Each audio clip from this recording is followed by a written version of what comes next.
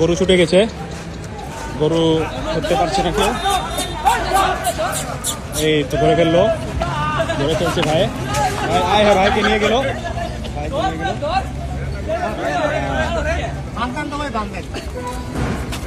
এখানে একটা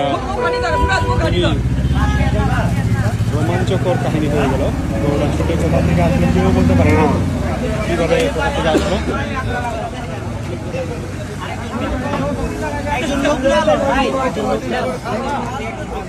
গরু ধরো